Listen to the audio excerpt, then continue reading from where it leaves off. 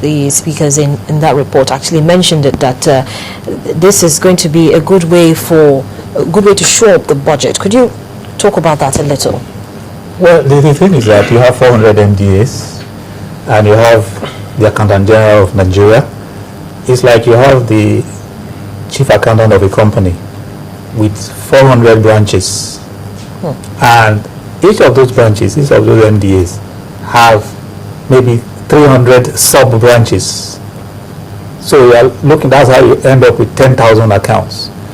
And until you had this system, each MDA had a choice. As an agency, I have a choice to report to the Federal Ministry of Finance at any time I liked, even though they said monthly or quarterly you needed to do it.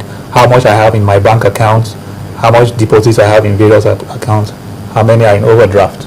So as he said, as the MD or the CFO of any government agency, I can put 10 billion in a commercial account, a deposit, and leave it there, as long as I myself and the bank decide to leave it there. And I can decide to have an overdraft in another account where I'm paying overdraft. So I'm getting pittance for my deposit. I'm paying 25% on the overdraft. And so government is just losing money, its own money, bleeding its own money. And that's what has been going on. Some of it is unavoidable because the deposit is tied to a project, I can't touch it, but I need overdraft to pay salaries. Some of it is deliberate in the case of pensions, where they just keep the money there because they want to collect the interest. So what this system is saying is that you can't do any of that without government knowing. So government is like, there's a big eye,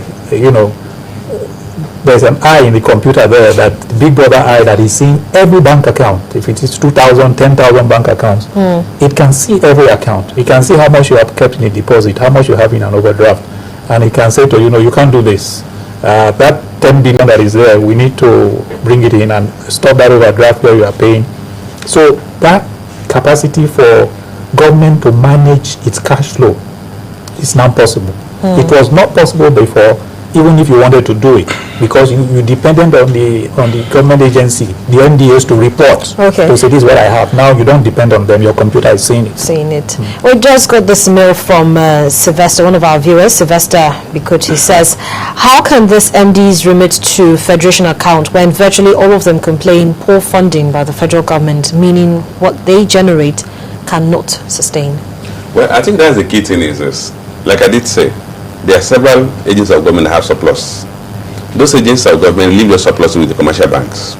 You have the deficit or the expense or the cost-led agencies like the Ministry of Works, a couple of other ministries, Ministry of Education, Ministry of Health, that actually more of cost-oriented agencies. So you have surpluses in those agencies, and then you have these agencies who have their budget plan, which also takes out to the issue of how does it lead to effective implementation of the budget. So you have they have their budget plan, but there are no cash backings to meet their budget plans. But there are monies that belong to the government, the Commonwealth, that are lying idle in commercial banks. So when you have a treasury single account, then you're not going to have a gap in implementation of budget because there's no cash backing. And when this gap evolve, because the whoever is managing the treasury single account what do call gap analysis. The gap analysis will determine the inflows you're expecting and the outflows you're expecting, and determine if you have a gap. And when there's a gap, you trigger the debt management office to go and mobilize to go and raise debt to fund that gap. Right now, what happens is that the debt management office funds the budget based on the notional deficit in the budget.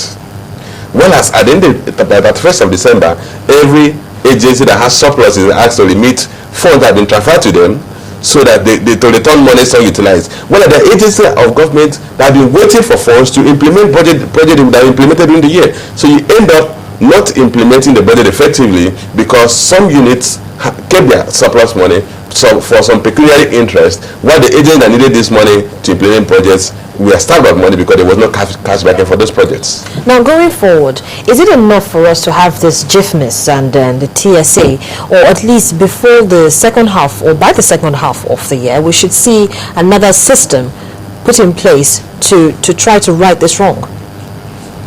Well, the thing is you set up a system and then you run it. When you run it, you find out what are the issues involved, because this system depends on a lot of other systems being in place, from power to the telecom facilities of the various companies, to broadband facilities from the service providers, to the quality of data entry by the MDAs. If an MDA collects money, today issues a receipt, and the money is in a particular bank account, is supposed to be moved to the main bank account, and it is not moved. If they spend money and they don't report on time, all these are variables that will affect the system. So as you go down the road, it's not a new system, but looking at issues in the system, because no matter how sophisticated this system is, it's still a human system. Okay, so how long should they give themselves in terms of test running it? Well, I think you go to review every month, because every month you're going to look at the data. At the end of every month, you look at the data. In fact, the data is generated daily, but obviously you can't review daily. But at the end of the month, you are able to review the data and say, how well are we doing? First is everybody in there. You are talking of 400 plus several other smaller subunits. The first task is to bring everyone into the system. Then you also have a capacity to monitor, because you have to have people at the Treasury head office in Abuja who can actually be looking 400 eyes or 800 eyes to be looking at those financials as they pop up in your computer. So it's not enough to just have a system. You must have like a control room, a large control room where you have a lot of people who are well trained, who are able to track this information. So that's the first thing they want to do. Perhaps a month, 2 or 3 months, they would have mastered that process. Okay. Johnson, so to give an advice at this moment, all those monies, when eventually they are mopped up, because definitely we'll have funds coming in, and then we're just going to have funds floating.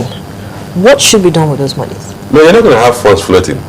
We are talking about 780 billion in deficit budget for 2014. So you're not going to have funds floating.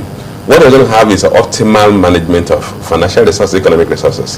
Basically, because the total revenue projected by the government is still lower than the total expenditure projected by government. So if all the revenues are properly managed and are received timelessly, so you're going to have a situation whereby the implementation of the budget will become more effective. You're not going to have funds floating around. Okay. Just to add to what he said on the issue of transfers or making sure that those funds come in. You see, basically, we already have an improved settlement system. I mean, if you have to give, if there's anything that one has to give credit to Lamido Sanusi Lamido on during his tenure as the CBN governor, is improvement in the payment system. You have a payment system that has been tremendously improved. You have what you call real-time gross settlement system, RTGS. You have what you call Nigerian Interbank payment system. These systems allow you to move funds within the banking system almost throughout the day, throughout the working hours of the day. So it simply means with the implementation of the single treasury account, the bank that maintain the sub-accounts will be able to sweep on a daily basis. And what the CBN does is it represent a settlement system so that all the sweepings go into the treasury main account. And on a daily basis, which you have in the treasury main account, just like you have in CBN. In CBN, after the end of every trading day, the CBN will tell you, look, the entire banking system has a surplus of this or a deficit of this amount. And that is used to measure the level of liquidity within the banking system. And that's what you're going to have with a single treasury account. Every day you're going to have a balance that's either a surplus or a deficit. And the way they divvy the debt management of it, you have to fund it. Well, thank you so much, gentlemen. It's been a very technical but enlightening conversation this morning. Thank you for coming on the program. Thank you.